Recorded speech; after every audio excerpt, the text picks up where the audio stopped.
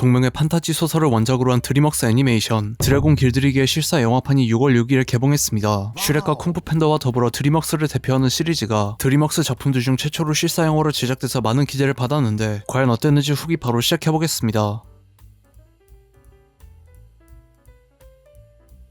7세대에 걸쳐 드래곤들과 전쟁을 벌인 버크섬 바이킹 부족의 골칫덩어리이자 사고뭉치인 주인공 히컵은 부족의 족장이자 최고의 전사로 추앙받는 아버지 스토이크와는 다르게 깡마른 체격에 무기도 잘 다루지 못해 바이킹으로 인정받지 못했지만 언젠가 스스로 드래곤을 사냥해 아버지와 부족에게 인정받고 싶어 했습니다. 히컵은 부족의 대장장이 고버 밑에서 배운 기술로 만든 대공포를 사용해 마주친 바이킹들 중 살아 돌아간 자가 없다고 알려진 희귀종 드래곤 나이트 퓨리를 추락시키는 데 성공합니다. 히컵은 나이트 퓨리가 추락한 지점까지 추적하는 데 성공하지만 겁에 질린 나이트 퓨리의 눈을 보고는 마음이 약해져 차마 죽이지 못하고 풀어주게 됩니다. 드래곤에 대한 생각이 바뀐 히컵은 아버지의 등에 떠밀려 또래 아이들과 함께 드래곤 사냥꾼 훈련에 참가하지만 히컵의 짝사랑 대상이자 용감하게 드래곤들에 맞서며 훌륭한 전투력을 보여준 아스트리드와는 다르게 히컵은 훈련이 끝날 때마다 나이트 퓨리가 추락한 곳에 찾아가 먹이를 주고 이빨을 잇몸 속에 숨기는 모습에서 영감을 얻어 투슬리스라고 이름을 붙여줍니다. 히컵은 자신 때문에 손상된 투슬리스의 꼬리날개를 직접 만들어서 달아주고 함께 시간을 보내면서 드래곤들의 습성을 배우게 되었기 때문인지 훈련생들 중 가장 높은 평가를 받은 아스트리드를 추월해 최고의 전사로 거듭날 기대를 한몸에 받았지만 바이킹과 드래곤이 공존할 수 있다는 믿음이 생긴 히컵이 두 종족의 싸움을 멈추기 위해 힘쓰는 내용입니다. 디즈니 실사 리메이크의 경우 저번 달에 개봉한 릴로 앤 스티치는 나름 괜찮은 평가를 받았지만 2021년에 개봉한 크루엘라 이후로는 대부분 처참한 완성도로 아평이 잦아있기 때문에 디즈니가 해내지 못한 것을 드림웍스는 과연 할 수 있을까 의문이 들었는데 오늘 드래곤 길들이기를 보고 나오면서 최근 몇 년간 나왔던 디즈니 실사 영화들을 모두 합쳐도 비교조차 불가능할 정도로 완성도가 훌륭하다고 느꼈습니다. 애니메이션판을 연출한 딘 드블루아와 크리스 샌더스 두 감독 모두 제작에 참여했고 딘 드블루아 감독이 직접 연출까지 맡았기 때문인지 애니메이션판을 거의 그대로 실사 영화로 옮긴 느낌이었는데 애니메이션판의 장면 하나하나 그대로 옮겨서 영혼이 없다는 평가와 더불어 주인공들을 실제 동물의 모습으로 묘사해서 불쾌한 골짜기가 느껴진 라이온킹의 실사판과는 다르게 드래곤 길들이기의 드래곤들은 애니메이션판의 디자인은 어느 정도 유지한 채 실사 영화에 맞게 체형과 질감을 조정해서 딱히 괴리감이 느껴지지 않았습니다. 애니메이션판과의 싱크로율이 95에서 97% 정도로 주요 대사나 장면들이 그대로 나오지만 실사 영화판의 분위기에 맞게 상황을 약간 비틀면서 각색된 부분도 있으며 애니메이션판의 팬들이 납득할 수 있을 정도입니다. 주인공인 히컵 또한 애니메이션판과 생각 이상으로 싱크로율이 높아서 놀랐고 처음으로 동질감을 느낀 투슬리스를 만나 자신을 인정해주지 않는 세상에 맞서 본인의 신념을 지키는 영웅으로 거듭나는 히컵의 캐릭터성을 담당 배우 메이슨 템스가 훌륭하게 소화했습니다.